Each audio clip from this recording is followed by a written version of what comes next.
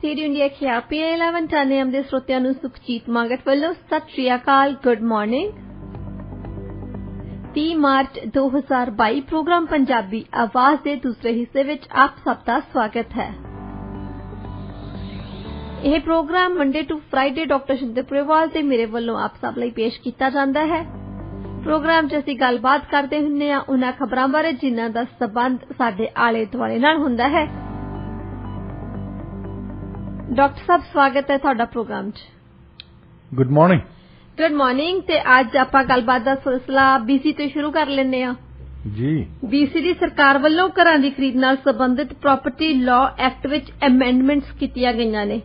ਆਪਣੇ ਸਰੋਤਿਆਂ ਨੂੰ ਪਹਿਲਾਂ ਤਾਂ ਇਹ ਦੱਸੋ ਕਿ ਜਿਹੜੀਆਂ ਅਮੈਂਡਮੈਂਟਸ ਹੈਗੀਆਂ ਨੇ ਜਾਂ ਫਿਰ ਅਮੈਂਡਮੈਂਟ ਆ ਤੇ ਇਹ ਹੈ ਕੀ, ਤੇ ਜਿਹੜਾ ਕੂਲਿੰਗ ਆਫ ਪੀਰੀਅਡ ਕਿਹਾ ਜਾ ਰਿਹਾ ਇਹਦੇ ਬਾਰੇ ਵੀ ਦੱਸ ਦਿਓ, ਤੇ ਜਿਹੜੇ ਲੋਕੀ ਇਹਨੂੰ ਫੋਲੋ ਨਹੀਂ ਕਰਨਗੇ ਉਹਨਾਂ ਨੂੰ ਕੋਈ ਜੁਰਮਾਨਾ ਕੀਤਾ ਜਾਏਗਾ ਜਾਂ ਫਿਰ ਉਹਦੇ ਬਾਰੇ ਹਜੇ ਕੁਝ ਉਹਨਾਂ ਨੇ ਨਹੀਂ ਦੱਸਿਆ। ਇਹਨਾਂ ਨੇ ਪਹਿਲਾਂ ਇੱਕ ਵਾਅਦਾ ਕੀਤਾ ਸੀ ਪਿਛਲੇ ਸਾਲ ਕਿ ਅਸੀਂ ਸਪ੍ਰਿੰਗ 22 ਦੇ ਵਿੱਚ ਕੂਲਿੰਗ ਆਫ ਪੀਰੀਅਡ ਇੰਟਰੋਡਿਊਸ ਕਰਾਂਗੇ। ਉਸ ਤੋਂ ਪਹਿਲਾਂ ਰੀਅਲ ਸਟੇਟ ਬੋਰਡ ਨੇ ਉਹਨਾਂ ਨੇ ਇੱਕ ਵਾਈਟ ਪੇਪਰ ਕੱਢ ਦਿੱਤਾ, ਪਿੱਛੇ ਅਸੀਂ ਡਿਸਕਸ਼ਨ ਵੀ ਕੀਤੀ ਸੀ ਇਹਦੇ ਬਾਰੇ ਕਿ ਇਹ ਕੂਲਿੰਗ ਆਫ ਪੀਰੀਅਡ ਦੇ ਵਿੱਚ ਜਿਹੜਾ ਤੁਸੀਂ ਕਹਿ ਰਹੇ ਕਿ ਬਾਇਰਸ ਨੂੰ ਕੋਈ ਫਾਈਨੈਂਸ਼ੀਅਲ ਲਾਸ ਨਹੀਂ ਹੋਏਗੀ। ਜਿੱਦਾਂ ਅਸੀਂ ਬਿਡਿੰਗ ਕਰਦੇ ਨਾ ਅੱਜ ਕਿਸੇ ਘਰ ਤੇ ਪਹਿਲਾਂ ਥੋੜੇ ਜਿਹੇ ਪੈਸੇ ਦਿੰਦੇ ਆ ਤੇ ਜੇ ਤੁਹਾਡਾ ਤੁਸੀਂ ਨਹੀਂ ਕਰ ਲੈਂਦੇ ਤੇ ਉਹ ਪੈਸੇ ਜਾਂਦੇ ਲੱਗਦੇ ਆ। ਇਸ ਗੱਲ ਤੇ ਇਹ ਕਹਿੰਦੇ ਸੀ ਕਿ ਸਾਨੂੰ ਲਾਅ ਹੋਣਾ ਚਾਹੀਦਾ ਕੂਲਿੰਗ ਆਫ ਪੀਰੀਅਡ ਦੇ ਵਿੱਚ ਜਿੱਥੇ ਤੁਸੀਂ ਇੰਸਪੈਕਸ਼ਨ ਕਰਾ ਸਕੋ, ਤੁਸੀਂ ਆਪਣੀ ਫਾਈਨੈਂਸ਼ੀਅਲ ਇੰਸਟੀਟਿਊਸ਼ਨ ਨਾਲ ਡੀਲ ਕਰ ਸਕੋ। ਉਸ ਤੋਂ ਬਾਅਦ ਇੱਕ ਸੈਕੰਡ ਥਾਟ ਹੋਵੇ ਵੀ ਅਸੀਂ ਇਹ ਘਰ ਖਰੀਦਣਾ ਜਾਂ ਨਹੀਂ ਖਰੀਦਣਾ। ਸੋ ਉਹ ਅਮੈਂਡਮੈਂਟ ਬਿੱਲ ਲੈ ਕੇ ਆਂਦਾ ਹੈ। ਇਹਦੀਆਂ ਡੀਟੇਲਸ ਹੈ ਨਹੀਂ, ਕਹਿੰਦੇ ਨੇ devil is in the details ਜੀ। ਅਸਲੀ ਗੱਲ ਤਾਂ ਪਤਾ ਲੱਗਣਾ ਵੀ ਇਹ ਕੂਲਿੰਗ ਆਫ ਪੀਰੀਅਡ ਕਿਵੇਂ ਲਾਗੂ ਕਰਨਗੇ। ਅੱਛਾ, ਦੂਸਰੀ ਵੱਡੀ ਗੱਲ ਹੁੰਦੀ ਆ ਕਿ ਇੱਕ ਚਾਹੇ ਪ੍ਰੋਵਿੰਸ਼ੀਅਲ ਸਰਕਾਰ ਹੈ ਚਾਹੇ ਫੈਡਰਲ ਸਰਕਾਰ ਹੈ, ਪਬਲਿਕ ਰਿਲੇਸ਼ਨ ਦੀ ਇਸ਼ੂ ਆ। ਹਾਂਜੀ। ਤੇ ਇਹਨਾਂ ਦੀ ਕੈਬਨਿਟ ਦੀ ਇੱਕ ਕਮੇਟੀ, ਕੈਬਨਿਟ ਤਾਂ ਬਹੁਤ ਵੱਡੀ, ਉਹਦੇ ਵਿੱਚ ਕਾਫੀ ਮੈਂਬਰਸ ਨੇ। ਫਿਰ ਕੈਬਨਿਟ ਦੇ ਵਿੱਚ ਬਹੁਤ ਛੋਟੀਆਂ ਛੋਟੀਆਂ ਕਮੇਟੀਆਂ ਬਣਾਈਆਂ ਜਾਂਦੀਆਂ ਜਿਨ੍ਹਾਂ ਦਾ ਉਹਨਾਂ ਜਿਹੜੇ ਵੀ ਸਬਜੈਕਟ ਦੇ ਨਾਲ ਡੀਲ ਕਰਦੇ ਆ ਉਹ ਨਾ ਤਾਂ ਉਹਨਾਂ ਬਾਰੇ ਸੋਚਣ। ਉਹਨਾਂ ਦੇ ਵਿੱਚੋਂ ਇੱਕ ਕਮੇਟੀ ਹੁੰਦੀ ਹੈ ਜਿਹੜੀ ਟਾਈਮਿੰਗ ਬਾਰੇ ਗੱਲ ਕਰਦੀ ਹੈ। ਹਰੇਕ ਲੈਜਿਸਲੇਸ਼ਨ ਜਦੋਂ ਤੁਸੀਂ ਆਪਣੇ ਅਸੈਂਬਲੀ 'ਚ ਲੈ ਕੇ ਆਉਣੇ ਜਾਂ ਹਾਊਸ ਆਫ ਕਾਮਨ 'ਚ ਲੈ ਕੇ ਆਉਣੇ ਆ, ਉਹ ਕਮੇਟੀ ਸੋਚਦੀ ਆ ਵੀ ਕਿਹੜੇ ਵੇਲੇ ਇੰਟਰੋਡਿਊਸ ਕਰਨੀ ਹੈ, ਕਿਹੜੇ ਵੇਲੇ ਬਿੱਲ ਬਣਨਾ, ਕਦੋਂ ਅਸੀਂ ਇਹਨੂੰ ਲਾਗੂ ਕਰਨਾ, ਇਹਦਾ ਸਾਨੂੰ ਫਾਇਦਾ ਹੋਵੇ। ਅਖੀਰਲੀ ਜਿਹੜੀ ਆਖਰੀ ਗੱਲ ਹੈ ਡੈਮੋਕ੍ਰੇਸੀ 'ਚ ਇਹ ਹੁੰਦੀ ਕਿ ਸਾਨੂੰ ਵੋਟਾਂ ਮਿਲਣੀਆਂ ਕਿ ਨਹੀਂ ਮਿਲਣੀਆਂ, ਇੱਦਾਂ ਸੋਚਦੇ ਹੋ। ਹੁਣ ਮੈਂ ਤੁਹਾਨੂੰ ਮਿਸਾਲ ਦਿੰਦਾ ਇੱਕ, ਜੇ ਇਹਨਾਂ ਨੇ ਕੋਈ for example open skies introduce ਕਰਨਾ ਹੋਵੇ ਜਿਹਦੇ ਨਾਲ ਸਾਡੇ ਫਲਾਈਟਸ ਦੀ ਜਿਹੜੀ ਕੀਮਤ ਘਟ ਜਾਣੀ ਹੈ, ਫਿਰ ਇਸ ਤਰੀਕੇ ਨਾਲ ਕਰਨਗੇ ਕਿ ਜੁਲਾਈ ਅਗਸਤ ਦੇ ਵਿੱਚ ਲੋਕਾਂ ਨੂੰ, ਬੱਚਿਆਂ ਨੂੰ ਛੁੱਟੀਆਂ ਹੁੰਦੀਆਂ, ਉਦੋਂ ਜ਼ਿਆਦਾ ਲੋਕੀ ਟਰੈਵਲ ਕਰਦੇ ਆ। ਸੋ ਟਾਈਮਿੰਗ ਇਸ ਤਰ੍ਹਾਂ ਕੀਤੀ ਜਾਵੇ ਕਿ ਜਿਹੜੇ ਡਿਬੇਟਸ ਲੋਕੀ ਪਹਿਲਾਂ ਸੁਣ ਲੈਣ, ਜਦੋਂ ਅਸੀਂ ਰੈਗੂਲੇਸ਼ਨਸ ਲੈ ਕੇ ਆਉਣੇ ਆ, ਪ੍ਰੋਮਲਗੇਟ ਕਰਨਾ ਉਹਨੂੰ ਲਾਅ ਨੂੰ, ਤਾਂ ਉਦੋਂ ਜੁਲਾਈ ਜਦੋਂ ਬੱਚਿਆਂ ਨੂੰ ਛੁੱਟੀਆਂ ਹੋਣੀਆਂ ਉਦੋਂ ਹੋਵੇ ਤਾਂ ਕਿ ਇੱਕਦਮ ਲੋਕੀ ਅਪਰੀਸ਼ੀਏਟ ਕਰਨ। ਤੇ ਇਸ ਕਰਕੇ ਜਿਹੜੀ ਟਾਈਮਿੰਗ ਆ ਇਹ ਬੜੀ ਇੰਪੋਰਟੈਂਟ ਚੀਜ਼ ਆ। ਹਾਂਜੀ। ਕੱਲ ਇੱਕ ਇਹਨਾਂ ਦੀ ਟਾਈਮਿੰਗ ਇਹ ਸੀ ਕਿ ਇਹ ਇੱਕ ਗੱਲ ਤੋਂ ਧਿਆਨ ਪਰੇ ਕਰਨਾ ਚਾਹੁੰਦੇ ਸੀ। ਉਹ ਸੀ ਕਿ ਇੱਕ ਰਿਪੋਰਟ ਆਉਣੀ ਸੀ ਕੱਲ ਜਿਹੜੀ ਆਈ ਵੀ ਆ, ਉਹ ਸੀ ਜਿਹੜੀ ਬੱਚਿਆਂ ਨੂੰ, ਖਾਸ ਤੌਰ ਤੇ ਨੇਟਿਵ ਬੱਚਿਆਂ ਨੂੰ ਡਿਸਕ੍ਰਿਮੀਨੇਸ਼ਨ ਹੁੰਦਾ ਨਾ। ਹਾਂਜੀ। ਉਹਨਾਂ ਨੂੰ ਇੱਥੇ ਇੱਕ ਤਾਂ ਜਿਹੜੀ ਮਿਨਿਸਟਰੀ ਆ ਸਾਡੇ ਚਿਲਡਰਨਜ਼ ਅਫੇਅਰਸ, ਉਹ ਸਭ ਤੋਂ ਵੱਧ ਬੱਚੇ ਅੱਜ ਵੀ, ਤੁਸੀਂ ਪੁਰਾਣੀਆਂ ਗੱਲਾਂ ਸੁਣਦੇ ਆ ਕਿ ਇਹਨਾਂ ਨੇ ਬੱਚੇ ਮਾਰ ਦਿੱਤੇ, ਆਹ ਕਰ ਦਿੱਤਾ, ਅੱਜ ਵੀ ਚਾਹੇ ਜਿਹੜੀ ਮਰਜ਼ੀ ਪਾਰਟੀ ਦੀ ਗਵਰਨਮੈਂਟ ਆ, ਇਹ ਉਹਨਾਂ ਦੇ ਕੋਲੋਂ ਖੋਹ ਕੇ ਬੱਚੇ ਫਾਸਟਰ ਪੇਰੈਂਟਸ ਦੇ ਕੋਲ ਦਿੰਦੇ ਆ ਜਾਂ ਆਪਣੀ ਮਿਨਿਸਟਰੀ ਆਪਣੇ ਅਧੀਨ ਲੈ ਕੇ ਆਉਂਦੀ ਹੈ। ਇਹ ਦੱਸਦੇ ਆ ਵੀ ਤੁਸੀਂ ਮਤਲਬ ਨਫਿੱਟ ਮਾਪੇ ਆ, ਅਸੀਂ ਤੁਹਾਡੇ ਬੱਚੇ ਪਾਲਾਂਗੇ। ਤੇ 10% ਵੈਸੇ ਜੇ ਤੁਸੀਂ ਟੋਟਲ ਬੱਚਿਆਂ ਦੀ ਪਾਪੂਲੇਸ਼ਨ ਦੇਖਣੀ ਆ ਇੱਥੇ BC ਦੇ ਵਿੱਚ ਉਹਨਾਂ ਚੋਂ ਤਕਰੀਬਨ 10% ਬੱਚੇ ਜਿਹੜੇ ਆ ਉਹ ਨੇਟਿਵ ਆ। ਤੇ ਜੇ ਮਿਨਿਸਟਰੀ ਦੇ ਅੰਡਰ ਉਹਨਾਂ ਦੀ ਗਿਣਤੀ ਦੇਖੀ ਤਾਂ 68% ਆ, 68%। ਉਹ ਜੇ ਗੋਰਿਆਂ ਦੇ ਮੁਕਾਬਲੇ ਜਾਂ ਦੂਸਰੇ ਕਮਿਊਨਿਟੀ ਦੇ ਮੁਕਾਬਲੇ ਉਹਨਾਂ ਤੋਂ ਅਜੇ ਵੀ ਬੱਚੇ ਖੋਏ ਜਾ ਰਹੇ ਆ। ਫੋਸਟਰ ਪੇਰੈਂਟਸ ਉਹ ਆ ਜਿਨ੍ਹਾਂ ਨੂੰ ਸਿਰਫ ਤੇ ਸਿਰਫ ਪੈਸੇ ਦਾ ਹੀ ਪਿਆ ਆ ਕਿ ਇੱਕ ਬੱਚਾ ਅਸੀਂ ਪਾਲਦੇ ਆ ਤੇ ਉਹਦੇ ਨਾਲ ਸਰਕਾਰ ਸਾਨੂੰ ਪੈਸੇ ਦਿੰਦੀ ਹੈ। ਹੁਣ ਉਹ ਪੈਸਿਆਂ ਉਹਨਾਂ ਲਈ ਤਾਂ ਬਿਜ਼ਨਸ ਬਣਿਆ ਹੈ। ਫੋਸਟਰ ਪੇਰੈਂਟਸ ਲਈ ਇਹ ਬਿਜ਼ਨਸ ਆ। ਉਹ ਇੱਕ ਹੀ ਬੱਚਾ ਨਹੀਂ ਲਿਆਉਂਦੇ, ਕਈਆਂ ਨੇ ਤਾਂ 10-10 ਬੱਚੇ ਰੱਖੇ ਹੁੰਦੇ ਘਰਾਂ 'ਚ। ਉਹਨਾਂ ਲਈ ਇੱਕ ਇਹ ਇੱਕ ਕਿਸਮ ਦਾ ਚਾਈਲਡ ਕੇਅਰ ਦਾ ਉਹਨਾਂ ਨੇ ਬਣਾਇਆ ਹੈ ਬਿਜ਼ਨਸ। ਤੇ ਉਹਦੇ ਵਿੱਚੋਂ ਜਿੰਨੇ ਪੈਸੇ ਉਹਨਾਂ ਨੂੰ ਮਿਲਦੇ ਆ ਉਦੋਂ ਘੱਟ ਤੋਂ ਘੱਟ ਲਾਉਣ ਦੀ ਕੋਸ਼ਿਸ਼ ਕਰਦੇ ਆ ਕਿ ਇਹਨਾਂ ਨੂੰ ਜਿਹੜੀਆਂ ਬੇਸਿਕ ਗੱਲਾਂ ਤਾਂ ਦੇਣੀਆਂ ਪੈਂਦੀਆਂ, ਫੂਡ ਦੇਣਾ ਪੈਂਦਾ।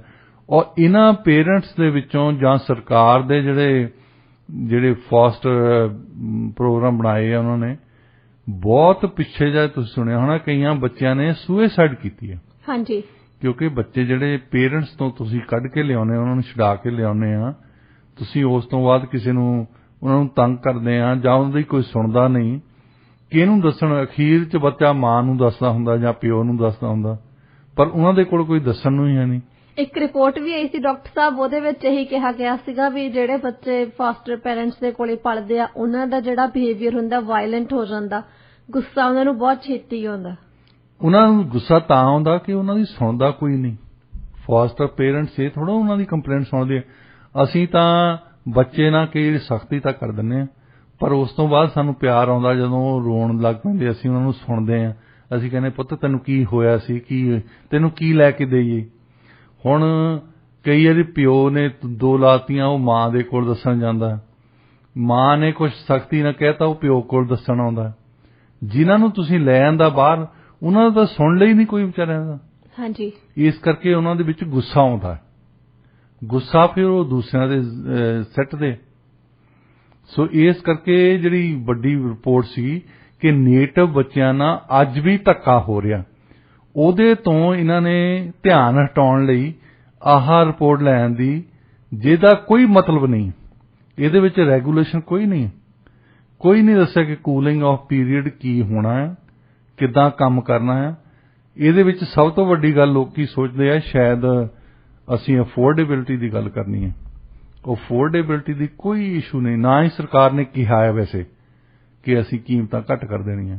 ਕੀਮਤਾਂ ਘੱਟ ਕਰਨ ਨੂੰ ਤਾਂ ਇਹ ਨਸਲਵਾਦੀ ਐਕਟ ਲੈ ਕੇ ਆਏ ਸੀ ਕਿ ਫੋਰਨ ਜਿਹੜੇ ਬਾਇਰਜ਼ ਆ, ਚਾਈਨੀਜ਼ ਲੋਕ, ਮਤਲਬ ਸਿੱਧਾ ਤੌਰ ਤੇ ਲਿਖ ਦਿੰਦੇ ਚੰਗਾ ਲੱਗਣਾ ਸੀ।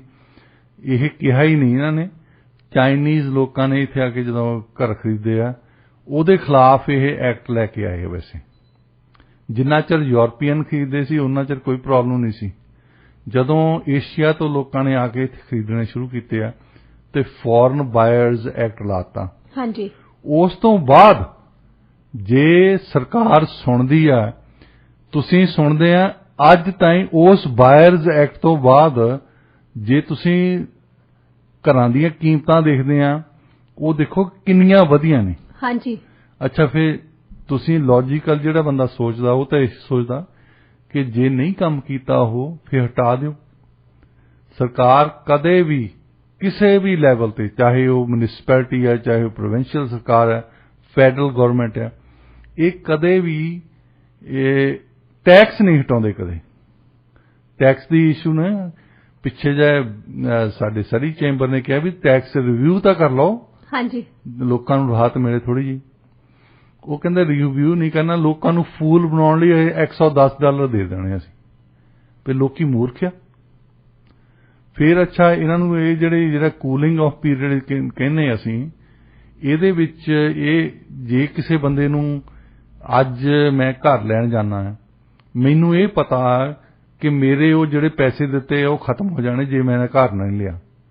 ਅੱਛਾ, ਜੇ ਮੈਨੂੰ ਇਹਦਾ ਡਰ ਹੀ ਨਹੀਂ, ਫਿਰ ਤਾਂ ਮੈਂ ਜੇ 3 ਮਿਲੀਅਨ ਦਾ ਘਰ ਆ, ਹੋ ਸਕਦਾ ਮੈਂ ਵੈਸੇ ਹੀ ਕਹਿ ਦਵਾਂ 31 ਦਾ ਲੈ ਲੂੰਗਾ, ਕਿਉਂਕਿ ਇਹਦੀ ਪੈਨਲਟੀ ਕੋਈ ਨਹੀਂ ਹੈ ਨਾ। ਅੱਛਾ, ਕਿਸੇ ਤਰ੍ਹਾਂ ਦਾ ਜੁਰਮਾਨਾ ਨਹੀਂ ਹੋਣਾ, ਕੋਈ ਜੁਰਮਾਨਾ ਨਹੀਂ, ਮੈਨੂੰ ਮੈਂ ਵੈਸੇ ਹੀ ਕਹਿ ਦਿੰਦਾ। ਤੇ ਅੱਜ ਕੱਲ ਹੈਗੀ supply and demand the issue. ਹਾਂਜੀ, ਡਿਮਾਂਡ ਜ਼ਿਆਦਾ ਆ, ਸਪਲਾਈ ਘੱਟ ਆ। ਜੀ ਇੱਕ ਘਰ ਨੂੰ 10 ਬੰਦੇ ਲੈਣ ਨੂੰ ਫਿਰਦੇ ਆ, ਇਸ ਕਰਕੇ ਕੀਮਤਾਂ ਵਧ ਰਹੀਆਂ। ਹੁਣ 10 ਦੇ ਵਿੱਚੋਂ ਜਿਹੜੇ 8 ਬੰਦੇ ਕਹਿਣਗੇ ਕੂਲਿੰਗ ਆਫ ਪੀਰੀਅਡ ਸਾਨੂੰ ਚਾਹੀਦਾ, 2 ਬੰਦੇ ਕਹਿੰਦੇ ਆ ਤੁਸੀਂ ਜੀ ਕੋਈ ਸਬਜੈਕਟ ਦੀ ਲੋੜ ਨਹੀਂ ਹੈ, ਤੁਸੀਂ ਸਾਨੂੰ ਘਰ ਵੇਚੋ। ਮੈਂ ਕਿਹਨੂੰ ਵੇਚੂਗਾ ਘਰ? ਜਿਹੜੇ ਬੰਦਿਆਂ ਨੇ ਸਬਜੈਕਟ ਨਹੀਂ ਪਵਾਉਣਾ। ਹਾਂਜੀ, ਇਹ ਸੋਚਣ ਵਾਲੀਆਂ ਗੱਲਾਂ ਆ। ਅਜੇ ਇਹਨਾਂ ਨੇ ਰੈਗੂਲੇਸ਼ਨ ਤਾਂ ਲਾਏ ਨਹੀਂ, ਪਰ ਰੈਗੂਲੇਸ਼ਨਸ ਕਿੱਦਾਂ ਲਾਉਣੇ ਆ, ਕਿਸ ਤਰੀਕੇ ਨਾਲ ਲਾਉਣੇ। ਫਿਰ ਜੇ ਇੱਕਦਮ ਪ੍ਰਾਈਸਿਸ ਵੱਧ ਜਾਂਦੀਆਂ, ਮੈਂ ਕਿਸੇ ਫਰਜ਼ ਕਰੋ 35 ਲੱਖ ਦਾ ਘਰ ਹੈ, ਮੈਂ 35 ਲੱਖ ਦੀ ਆਫਰ ਦਿੱਤੀ ਹੈ, ਮੈਨੂੰ ਪਤਾ ਵੀ ਮੈਂ ਕੋਈ ਲੂਜ਼ ਨਹੀਂ ਕਰਨਾ, ਮੇਰੇ ਕੋਲ 1 ਮਹੀਨਾ ਪਿਆ ਆ, 1 ਮਹੀਨੇ ਦੇ ਵਿੱਚ ਮੈਨੂੰ ਕੋਈ 37 ਲੱਖ ਦਾ ਆਫਰ ਕਰਦਾ, ਇਹਦਾ ਮਤਲਬ ਮੇਰੇ ਤੋਂ ਫਲਿੱਪਿੰਗ ਕਰਨ ਦਾ ਚਾਂਸ ਹੈਗਾ। ਹਾਂਜੀ, ਪਰ ਜਿਹੜਾ ਵੇਚਦਾ ਉਹਦੇ ਕੋਲ ਨਹੀਂ ਜੀ। ਹੁਣ ਜਿਹੜਾ ਵੇਚਦਾ ਜ਼ਰੂਰੀ ਨਹੀਂ ਕਿ ਉਹ 100 ਘਰ ਬਣਾ ਕੇ ਵੇਚਦਾ ਹੋਵੇ, ਮੈਂ ਹੋ ਸਕਦਾ ਆਪਣਾ ਘਰ ਵੇਚ ਕੇ ਇੱਕ ਆਪ ਕੋਲ ਨਹੀਂ ਜੀ। ਹੁਣ ਜਿਹੜਾ ਵੇਚਦਾ ਜ਼ਰੂਰੀ ਨਹੀਂ ਕਿ ਉਹ 100 ਘਰ ਬਣਾ ਕੇ ਵੇਚਦਾ ਹੋਵੇ, ਮੈਂ ਹੋ ਸਕਦਾ ਆਪਣਾ ਘਰ ਵੇਚ ਕੇ ਇੱਕ ਆਪਣਾ ਹੋਰ ਕਿਸੇ ਜਗ੍ਹਾ ਤੇ ਲੈਣਾ ਹੋਵੇ। ਬਹੁਤ ਬੰਦੇ ਆ ਜਿਹੜੇ ਕਿ ਪਹਿਲਾਂ ਘਰ ਲੈ ਲੈਂਦੇ ਆ, ਫਿਰ ਬਾਅਦ ਦੇ ਵਿੱਚ ਸਕੂਲਿੰਗ ਦਾ ਕਰਕੇ ਉਹਨਾਂ ਨੂੰ ਸਕੂਲ ਦੇ ਲਾਗੇ ਲੈਣਾ ਪੈਂਦਾ, ਜਾਂ ਉਹਨਾਂ ਨੂੰ ਜਿਹੜਾ ਏਰੀਆ ਚੰਗਾ ਨਹੀਂ ਲੱਗਦਾ ਉਹ ਕਿਤੇ ਹੋਰ ਜਾਣਾ ਚਾਹੁੰਦੇ ਹੁੰਦੇ, ਉਹ ਤਾਂ ਫਸੇ ਰਹਿਣਗੇ ਉਹਨਾਂ ਚਿਰ ਨਾ। ਹਾਂਜੀ, ਕਿ ਆਪਣਾ ਘਰ ਤਾਂ ਹੀ ਵੇਚਣਗੇ ਜੇ ਅੱਗੇ ਮਿਲੂਗਾ, ਤੇ ਜੇ ਵੇਚਣ ਤੇ ਕੋਈ ਬੰਦੇ ਇਹ ਕੂਲਿੰਗ ਆਫ ਪੀਰੀਅਡ ਵਾਲੀ ਮਿਲਦੇ ਆ ਉਹਨਾਂ ਨੂੰ, ਤਾਂ ਉਹ ਘਰੇ ਵੇਚ ਹੀ ਨਹੀਂ ਸਕਦੇ ਜੀ। ਇਸ ਸਮੇਂ ਤੁਸੀਂ ਸੁਣ ਰਹੇ ਪ੍ਰੋਗਰਾਮ ਪੰਜਾਬੀ ਆਵਾਜ਼, ਡਾਕਟਰ ਸ਼ਿੰਦਰ ਪਰੇਵਾਲ ਤੇ ਸੁਖਜੀਤ ਮੰਗੜ ਦੇ ਨਾਲ ਗੱਲ ਕਰਦੇ ਆ ਅਮਰੀਕਨ ਪ੍ਰੈਜ਼ੀਡੈਂਟ ਜੋ ਬਾਈਡਨ ਦੀ ਅਪਰੂਵਲ ਰੇਟਿੰਗ ਜੋ ਹੈ ਡਾਕਟਰ ਸਾਹਿਬ, ਇਹਨੂੰ ਅਸੀਂ ਦਿਨ ਪ੍ਰਤੀ ਦਿਨ ਘਟਦਿਆਂ ਦੇਖਿਆ। ਹੁਣ NBC ਨਿਊਜ਼ ਪੋਲ ਅਨੁਸਾਰ ਬਾਈਡਨ ਦੀ ਜਿਹੜੀ ਰੇਟਿੰਗ ਹੈਗੀ ਆ ਨਾ, ਜਦੋਂ ਦਾ ਉਹਨਾਂ ਨੇ ਅਹੁਦਾ ਸੰਭਾਲਿਆ, ਹੁਣ ਸਭ ਤੋਂ ਜ਼ਿਆਦਾ ਵਰਸਟ ਆ, ਜਾਂ ਕਹਿ ਲਈਏ ਕਿ ਲੋਐਸਟ ਜੌਬ ਪਰਫਾਰਮੈਂਸ ਰੇਟਿੰਗ ਆ ਉਹਨਾਂ ਦੀ। ਇਸ ਪੂਰੀ ਖਬਰ ਬਾਰੇ ਤੁਸੀਂ ਦੱਸੋ ਕਿ ਜਿਹੜੀ ਉਹਨਾਂ ਦੀ ਇਹ ਰੇਟਿੰਗ ਦਿਨ ਪ੍ਰਤੀ ਦਿਨ ਘਟਦੀ ਜਾ ਰਹੀ ਆ, ਹੁਣ ਵਰਸਟ ਲੈਵਲ ਤੇ ਪਹੁੰਚ ਗਈ, ਇਹਦੇ ਕੀ ਕਾਰਨ ਆ?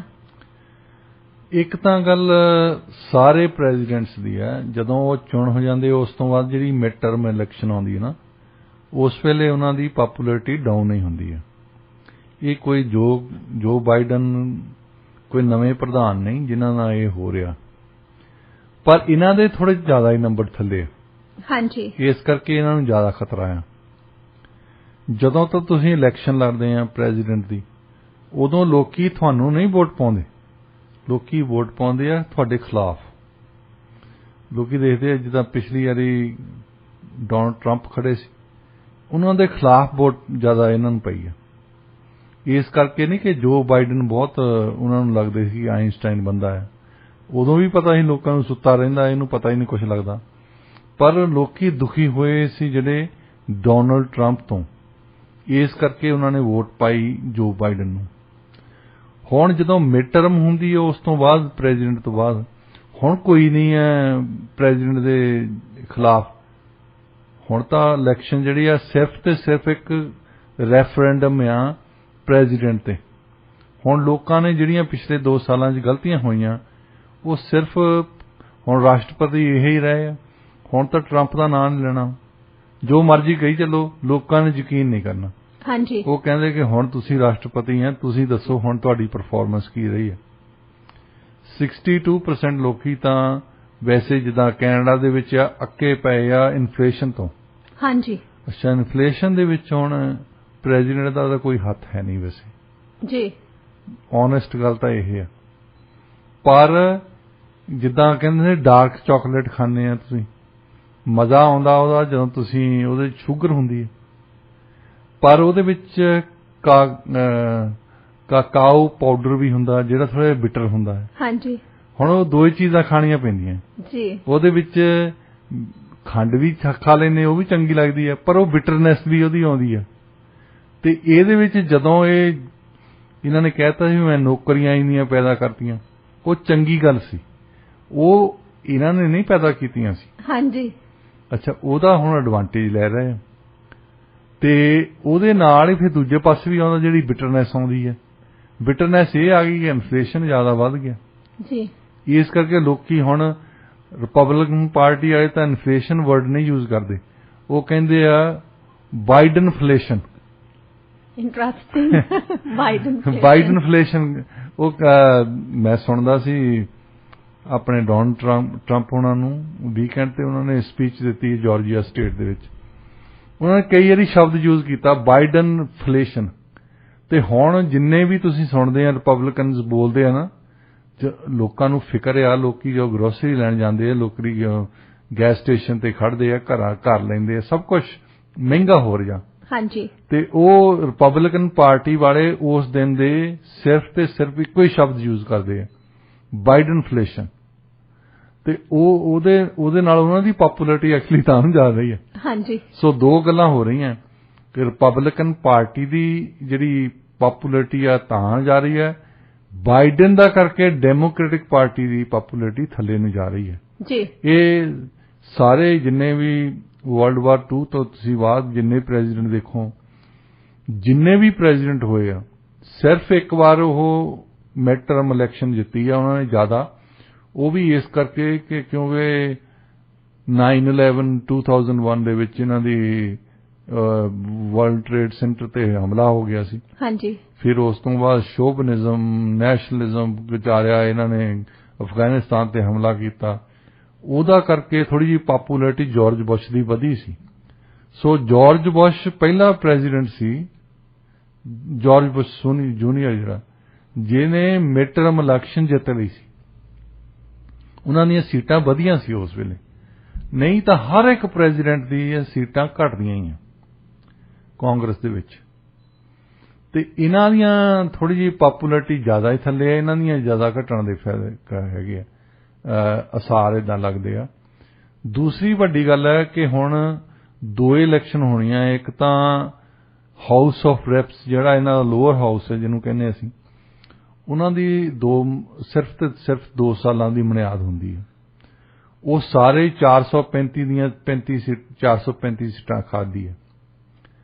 1/3 ਜਿਹੜੀ ਆ ਸੈਨੇਟ ਖਾਲੀ ਹੋ ਜਾਂਦੀ ਹੈ ਹਰ 2 ਸਾਲਾਂ ਬਾਅਦ। ਪਰ ਐਤਕੀ ਸੈਨੇਟ ਦੇ ਵਿੱਚ ਵੈਸੇ 33 ਇੱਕ ਸਾਲ ਇੱਕ ਵਾਰੀ ਹੁੰਦੇ ਆ, 33 ਇੱਕ ਵਾਰੀ 34 ਹੁੰਦੇ ਆ।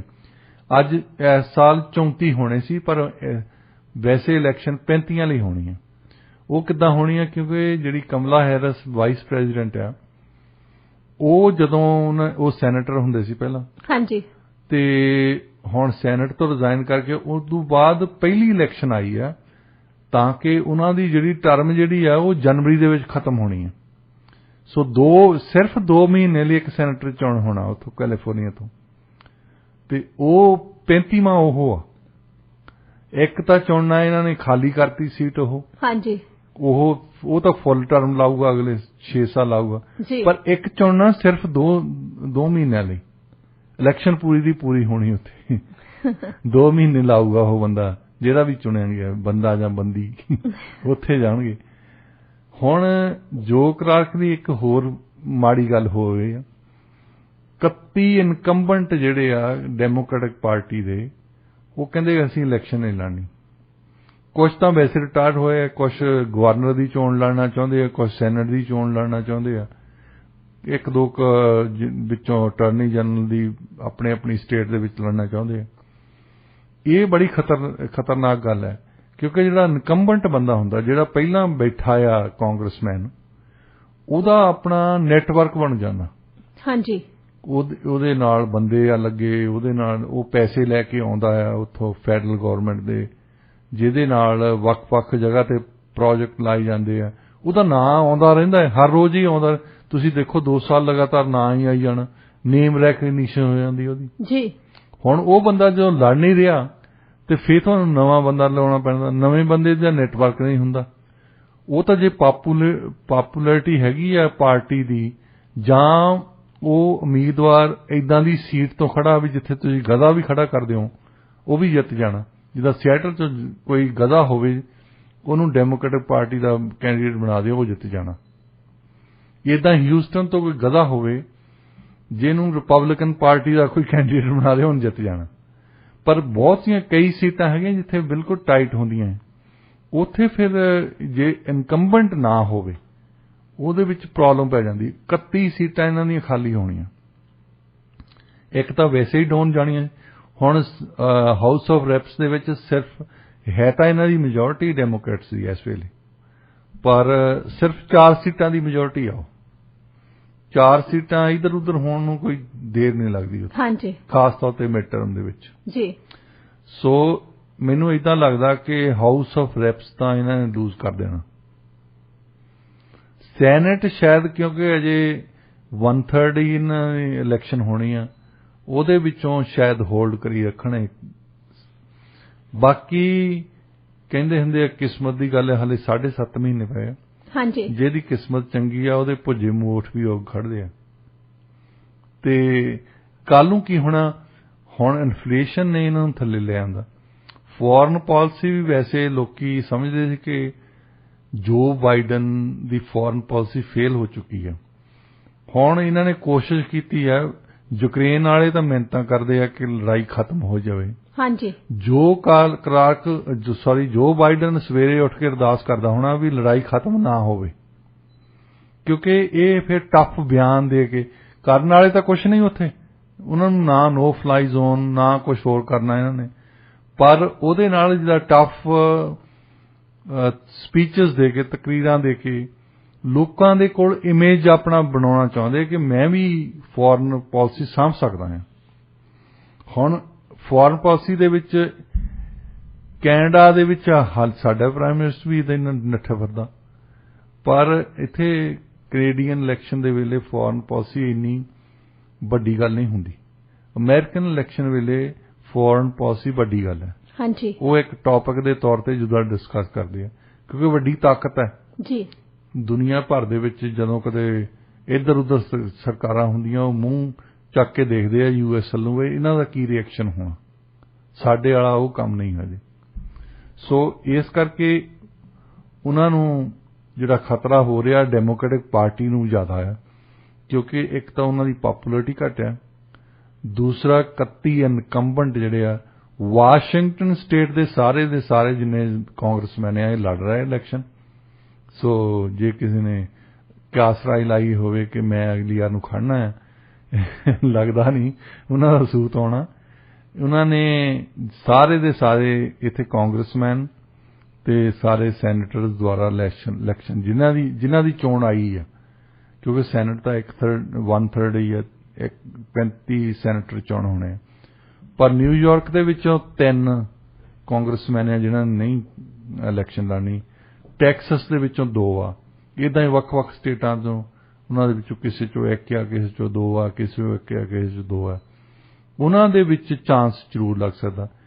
ਇੱਥੇ ਹੁਣ ਦੇਖਦੇ ਹੋਣੇ ਆ ਕਿ ਪੰਜਾਬੀ ਇੱਥੇ ਕੈਨੇਡਾ ਵਿੱਚ ਤਾਂ ਬਹੁਤ ਆ, ਕਿਉਂਕਿ ਸਾਡੇ ਜਿਹੜਾ ਸਿਸਟਮ ਆ NDP ਤੇ ਫੈਡਰਲ ਲਿਬਰਲਸ ਨੇ ਤਾਂ ਇੱਦਾਂ ਦਾ ਬਣਾਇਆ ਕਿ ਜਿਹਨੂੰ ਵੀ ਲੀਡਰ ਚਾਹੇ ਉਹ ਕਿਸੇ ਨੂੰ ਅਪਾਇੰਟ ਕਰ ਦਿੰਦਾ, ਜਿਹਨੂੰ ਕਹਿੰਦੇ ਅਸੀਂ ਕਿ ਕੈਂਡੀਡੇਟ ਉਤਾਰ ਦਿੱਤਾ ਇਹਨਾਂ ਨੇ। ਹਾਂਜੀ, ਇਹ ਸੌਖਾ ਤਰੀਕਾ ਇਹਨਾਂ ਲੱਭਾ ਹੈ ਜੀ। ਤੇ ਜਿਹੜੇ ਕੰਜ਼ਰਵੇਟਿਵ ਨੇ ਇਲੈਕਸ਼ਨ ਵੀ ਕਰਾਉਂਦੇ, ਉਹ ਵੀ ਕੋਈ ਵੱਡੀ ਗੱਲ ਨਹੀਂ ਹੁੰਦੀ, ਕੋਈ 500-700 ਬੰਦਾ ਮੈਂਬਰ ਬਣਾਉਂਦਾ ਹੈ, ਕੋਈ ਰਿਸ਼ਤੇਦਾਰਾਂ ਨੂੰ, ਕੋਈ ਦੋਸਤਾਂ ਨੂੰ, ਤਾਂ ਉਹਨਾਂ ਨੂੰ ਲਿਜਾ ਕੇ ਤਾਂ ਨੋਮੀਨੇਸ਼ਨ ਜਿੱਤ ਜਾਂਦੇ। ਤੇ ਇਸ ਕਰਕੇ ਸਾਡੇ ਬੰਦੇ ਜ਼ਿਆਦਾ ਇੱਥੇ। ਅਮਰੀਕਾ ਦੇ ਵਿੱਚ ਤੁਹਾਨੂੰ ਪ੍ਰਾਇਮਰੀ ਜਿੱਤਣੀ ਪੈਂਦੀ ਹੈ, ਜਿਹਦੇ ਵਿੱਚ ਸਾਰੇ ਹੀ ਰਜਿਸਟਰਡ ਵੋਟਰ ਉਸ ਇਲਾਕੇ ਦੇ ਉਹਨਾਂ ਨੂੰ ਹੱਕ ਹੁੰਦਾ ਕਿ ਇਹਨੂੰ ਵੋਟ ਪਾਉਣ। ਇਹਦੇ ਵਿੱਚ ਹਜ਼ਾਰਾਂ ਲੋਕੀ ਵੋਟ ਪਾਉਂਦੇ ਫਿਰ। ਉਹ ਅਨਲੈਸ ਤੁਸੀਂ ਇੱਕ ਪਾਰਟੀ ਦੇ ਨਾਲ ਇੱਕ ਇਸ਼ੂਜ਼ ਤੇ ਕੁਛ ਇੱਕ ਇਸ਼ੂਜ਼ ਤੇ ਵੱਖ-ਵੱਖ ਜਿਹੜੇ ਪਾਰਟੀ ਦੇ ਬੰਦੇ ਆ, ਇੰਸਟੀਟਿਊਸ਼ਨਸ ਆ, ਐਥਨਿਕ ਗਰੁੱਪਸ ਆ, ਉਹਨਾਂ ਦੇ ਨਾਲ ਨਹੀਂ ਰਲਦੇ, ਉਹਨਾਂ ਦੇ ਨਾਲ ਨਹੀਂ ਕੰਮ ਕਰਦੇ, ਤਾਂ ਤੁਹਾਡਾ ਨਾਂ ਨਹੀਂ ਆਉਂਦਾ। ਸੋ ਇਸ ਕਰਕੇ ਈਵਨ ਕੈਂਟ ਆ ਇੱਥੇ ਸਿਐਟਲ ਦੇ ਨਾਲ ਹੀ ਪਰਲੇ ਪਾਸੇ, ਕੈਂਟ ਦੇ ਵਿੱਚੋਂ ਸੈਨੇਟਰ ਜਿਹੜੀ ਆ ਬਿਹਾਰੀ ਕੁੜੀ ਆ, ਕਿਉਂਕਿ ਉਹਨੇ ਬਹੁਤ ਡੈਮੋਕ੍ਰੈਟਿਕ ਪਾਰਟੀ ਲਈ ਕੰਮ ਕੀਤਾ ਸੀ, ਉਹਦਾ ਨਾਂ ਉੱਪਰ ਆ ਗਿਆ। ਤੇ ਪੰਜਾਬੀਆਂ ਵਾਲਾ ਹਾਲੇ ਮੈਨੂੰ ਕੋਈ ਇੱਦਾਂ ਦਾ ਦਿਸਿਆ ਨਹੀਂ ਵਾਸ਼ਿੰਗਟਨ ਸਟੇਟ ਦੇ ਵਿੱਚ ਜਿਹਦਾ ਨਾਂ ਆਉਂਦਾ ਹੋਵੇ। ਜੇ ਤਾਂ ਤੁਸੀਂ ਸਿਐਟਲ, ਟਕੋਮੇ ਵਗੈਰਾ ਇੱਧਰ ਨੂੰ ਚੋਣ ਲੜਨੀ ਆ, ਫਿਰ ਤਾਂ ਡੈਮੋਕ੍ਰੈਟਿਕ ਪਾਰਟੀ ਜਿੱਤਣ ਵਾਲੀ ਹੈ। ਤਾਂ ਜੇ ਤੁਸੀਂ ਰਿਪਬਲਿਕਨ ਪਾਰਟੀ ਦਾ ਕਰਨਾ ਹੈ, ਫਿਰ ਉਧਰ ਸਪੋਕੈਨ ਨਾਲ ਜਿਹੜਾ ਉਹ ਏਰੀਆ ਆ, ਉਧਰ ਰਿਪਬਲਿਕਨਸ ਦਾ ਜ਼ਿਆਦਾ ਜ਼ੋਰ ਹੈ। ਸੋ ਦੇਖਦੇ ਹਾਂ, ਅਗਲੇ ਹਲੇ 7.5 ਮਹੀਨੇ ਪਏ। ਜੀ ਆਉਣ ਵਾਲਾ ਸਮਾਂ ਦੱਸੂਗਾ। ਡਾਕਟਰ ਸਾਹਿਬ, ਯੂਐਸ ਨੇ ਜਿਹੜੀ ਡਿਫੈਂਸ ਸਪੈਂਡਿੰਗ ਵਧਾਈ ਆ ਉਹਦੇ ਬਾਰੇ ਤੁਹਾਡਾ ਕੀ ਕਹਿਣਾ? ਦੇਖੋ, ਇਹ ਬਹੁਤ ਵੱਡੀ ਤਾਕਤ ਹੈ। ਕੋਈ 900 ਤੋਂ ਵੱਧ ਇਹਨਾਂ ਦੇ ਬੇਸਿਸ ਆ ਦੁਨੀਆ ਦੇ ਵਿੱਚ। ਅਕਸਰ ਅਸੀਂ ਦੇਖਦੇ ਹਾਂ ਕਿ ਜੇ ਕਿਤੇ ਵੀ ਹਮਲਾ ਕਰਨਾ ਹੋਵੇ ਯੂਐਸ ਵਾਲੇ ਕਰ ਸਕਦੇ, ਕਿਤੇ ਵੀ ਦੁਨੀਆ ਦੇ ਵਿੱਚ। ਔਰ ਦੂਸਰਾ ਪੱਖ ਇਹਨਾਂ ਦਾ ਦੇਖਣਾ ਹੋਵੇ ਜਿਹੜਾ ਚੰਗਾ ਆ, ਉਹ ਇਹ ਹੈ ਕਿ ਜੇ ਕਿਤੇ ਹਿਊਮੈਨਿਟੇਰੀਅਨ ਏਡ ਭੇਜਣੀ ਹੋਵੇ ਨਾ, ਲੋਕੀ ਭੁੱਖੇ ਮਰ ਰਹੇ ਆ, ਉਹਨਾਂ ਨੂੰ ਉੱਪਰੋਂ ਜਾ ਕੇ ਸਿੱਟੇ ਆਉਂਦੇ ਆ, ਫੂਡ ਸਿੱਟੇ ਆਉਂਦੇ ਆ। ਸਭ ਤੋਂ ਜ਼ਿਆਦਾ ਫੂਡ ਵੀ ਡਿਲੀਵਰ ਇਹੀ ਕਰਦੇ, ਮੈਡੀਸਨ ਵੀ ਡਿਲੀਵਰ ਇਹੀ ਕਰਦੇ। ਜਿੱਦਾਂ ਹੁਣ ਸ੍ਰੀਲੰਕਾ, ਮੈਨੂੰ ਲੱਗਦਾ ਕੱਲ ਨੂੰ ਸ਼ਾਇਦ ਗੱਲ ਕਰਾਂਗੇ ਅਸੀਂ, ਉੱਥੇ ਇਹ ਹਾਲਾਤ ਬਣੀ ਜਾਂਦੇ ਆ ਕਿ ਉੱਥੇ ਫੂਡ ਏਡ ਡਿਲੀਵਰ ਕਰਨੀ ਪੈਣੀ ਹੈ। ਤੁਸੀਂ ਦੇਖੋ, ਪਹਿਲਾਂ ਸਭ ਤੋਂ ਯੂਐਸ ਵਾਲੇ ਹੁੰਦੇ ਉੱਥੇ। ਸੋ ਯੂਐਸ ਦੀ ਮਿਲਟਰੀ ਬਹੁਤ ਵੱਡੀ, ਇੱਕ ਵੱਡੀ ਮਿਲਟਰੀ ਹੈ, ਬਹੁਤ ਵੱਡੀ ਤਾਕਤ ਹੈ। ਸਾਡੇ ਤੋਂ 50 ਗੁਣਾ ਜ਼ਿਆਦਾ ਖਰਚਾ ਕਰਦੇ ਆ ਆਪਣੀ ਮਿਲਟਰੀ ਤੇ।